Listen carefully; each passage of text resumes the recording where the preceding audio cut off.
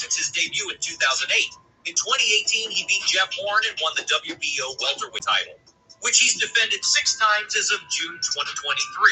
He's going to be entering the bout with a remarkable 39-0 record, with 30 of those wins coming from a good old-fashioned knockout. His opponent, Errol Spence Jr., will enter the arena as the unified welterweight world champion, stringing behind him his undefeated status with 28 wins. With odds like that, something's got to give. One of the two is going to walk out with a loss on their record, which is what makes the fight so exciting. In Crawford's own words, it's not just him who's wanted this fight for years, but the fans have been begging for it too. And considering a once-in-a-generation event, he's all riled up to make his mark on history. Spence has also expressed his excitement for what he called the best welterweight matchup of the century. As the world waits for the two to come face-to-face, what do the odds look like? Make no mistake, with all technicalities considered, this is a 50-50 fight. You know how well the two fighters have done so far in their career. For this pairing, Spence won with a 10th round total knockout stoppage against Yordenis Ugas in April 2022. And Crawford's last domination resulted in David Avanesian being knocked out in December.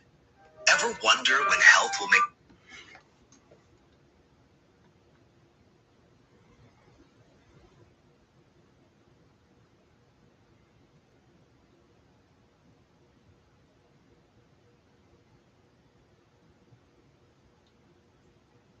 At the time of the fight, Crawford will be the older of the two by 3 years and will be 35. They're both fast, leaving their primes. And even though they're both still top pound-for-pound fighters, this bout's the right time to leave a legacy. If you want to figure out which way the people think it's going to go, depending on which sports app you use, one of the two is being given a slight edge. Spence's last 4 rivals proved that he's a champ who knows how to play the physical game of chess in the ring. But if you want to talk about versatility, even though he takes a while to get going in the ring, Crawford's got tons of tools in his belt. He can calculate the breaks in the armor, and once he's certain, he strikes. Still, his last 4...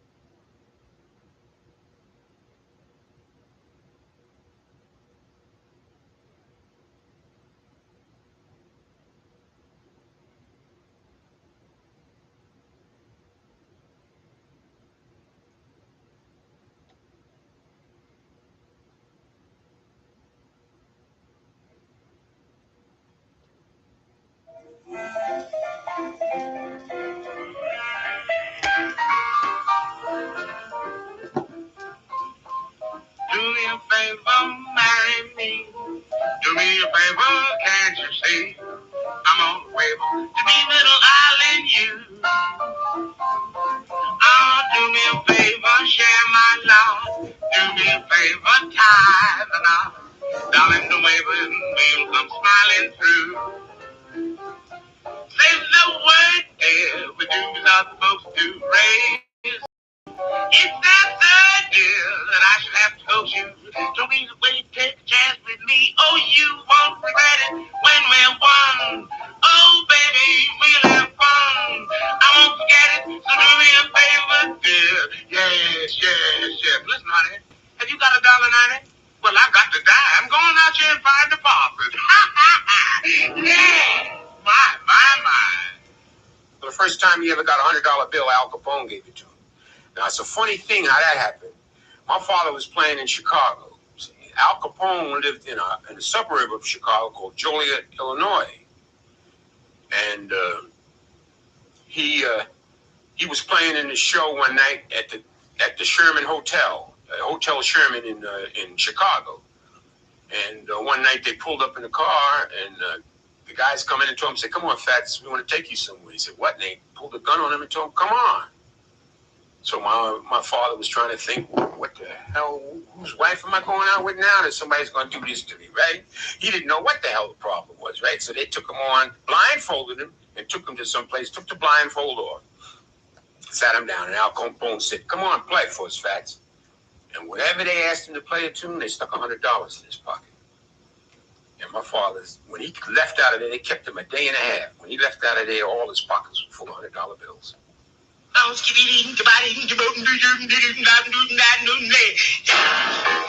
my fingers crossed. Not that I'm superstitious. I'm afraid it's too good to be true. Got my fingers crossed. No wonder I'm suspicious. I'm looking kind of much too big. Don't want no trouble. To no man trouble. That goes double yes on account of because of love, yes. Got my fingers crossed. This really so delicious. I'm afraid it's too good to be true. Cash and swing it on out.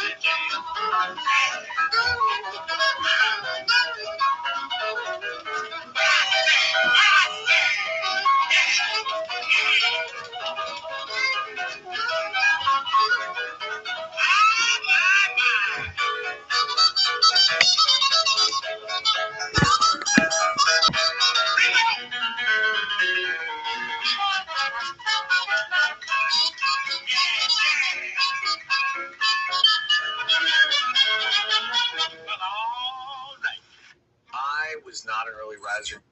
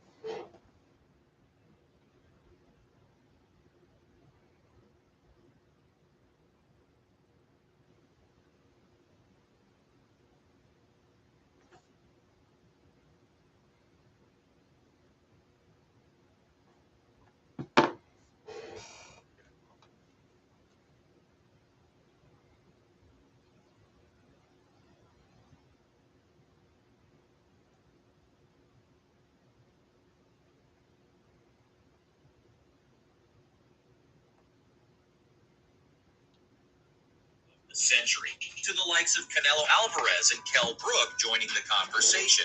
Boxing pros predict Errol Spence Jr. versus Terrence Crawford. It's finally happening, you guys. This is a matchup the fans have been hungering for a long time now. And after years of being teased and suffering delays, the fight's been confirmed for July 29th, 2023. Not just that, but it's also got a bidirectional rematch clause all ready to be fired up, which can be activated 30 days after the two face off. Now, Crawford's racked up an impressive string of achievements since his debut in 2008. In 2018, he beat Jeff Horn and won the WBO welterweight title, which he's defended 6 times as of June 2023. He's going to be entering the bout with a remarkable 39-0 record, with 30 of those wins coming from a good old-fashioned knockout. His opponent, Errol Spence Jr., will enter the arena as the unified welterweight world champion, stringing behind him his undefeated status with 28 wins.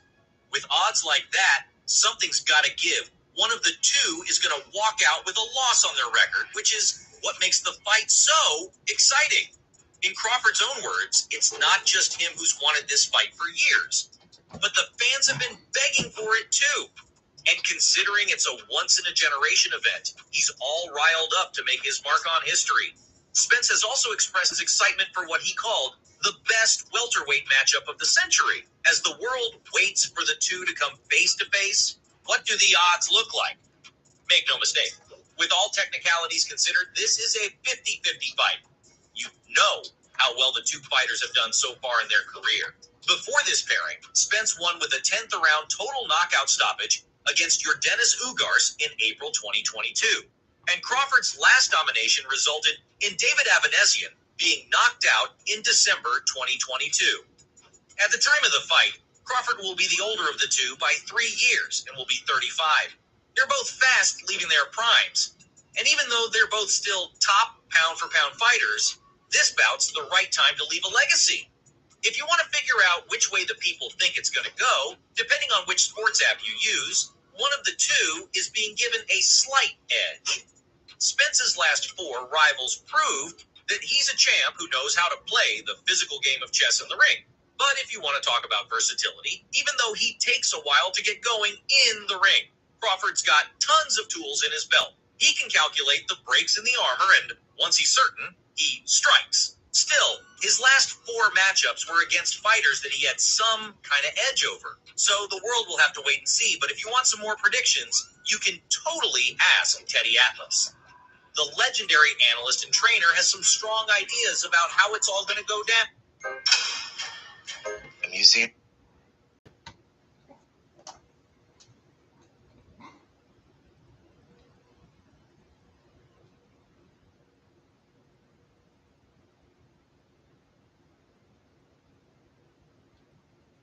One winner, and it's Bud. Atlas's reason, well, according to him, Spence is a beast and has got more natural welterweight on his side, with an underrated jab and great body punching abilities. So, technically, he's pretty solid. But Teddy added that Crawford was one of the most instinctive fighters he'd ever seen, making him a man who can create his own reality in the arena. That's why he's his win prediction. Now, Oscar De La Hoya agrees with this call. The man who won 11 world titles in 6 weight classes favors Crawford too. Speaking to Fight Hub TV, the Golden Boy said that his pick hadn't changed. He's had his bet hedged for a while now. According to him, the only thing that's changed now is that the two fighters are getting older. De La Hoya thinks that Crawford's got more boxing IQ and skills, and added that it doesn't take a genius to figure out that he's clearly got the upper hand. The boxing promoter did take a minute to acknowledge that Spence had some serious chops, but he just doesn't think that they're enough to startle a guy like Bud. Sure, he's got a shot at knocking out Crawford, but the problem is he going to be able to catch his opponent? De La Hoya thinks that Spence has the power, but Crawford beats him when it comes to leg movement. So, based on Terrence's ability to unleash defensive strikes and his multiple punches, Oscar sees Crawford as the winner. Talking about the way the fight will play out, Shakur Stevenson's got some ideas too. Sugar thinks that Crawford versus Spence Jr. will end in a knockout. In an interview with Fight Hype, Shakur said that he was leaning towards a knockout end to the whole thing, because both the fighters are thoroughbreds, and they're going to want to get in there and just go at each other. So no matter how they fight, and to what level they take it, at the end of the day, it's two guys who want to land punches, making it fire against fire. Now, Manny Pacquiao agrees with the action thing, but believes it won't boil down to a knockout. Pac-Man talked about the event in a video shared by ES News, and he seemed to be on Crawford's side too. According to him, he's got the style advantage over Spence, but added that a lot of it'll depend on how they prep for their showdown. Either way, his money wasn't on a knockout at all, as he thinks the fight will result in a 12-round decision. Now, if you think that's a lot of big shots weighing in on the fight, guess what? Iron Mike's entered the chat too. Speaking to ES News, Mike Tyson shared his thoughts. He was pretty confident in his prediction and said that WBO champion Crawford was gonna walk out victorious. He explained his reasoning and said that he was favoring Crawford because he'd seen how the both of them had measured up against other fighters, especially against Sean Porter. Mike's viewpoint was that no one had done to Porter what Crawford managed to do. Porter and Spence also fought each other back in 2019. And sure, the truth won. But in 2021, when Bud entered the ring with Porter, it was a sight to see. He took care of Showtime in a 10th round stoppage. Also, Porter retired the same night as that fight. So Mike's convinced that if Crawford brings what he brought that night, Spence is in for a tough time. Also, if you want to hear from someone who's got first-hand experience, Amir Khan's also got thoughts about the bout. Everyone's been weighing in on the debate, but King's opinion is a bit different. You see, he's one of the 38 unlucky men who fought Crawford. When the pair met at Madison Square Garden in 2019, Terrence scored a TKO victory against Khan in the 6th round. Later, though, the two formed a friendship.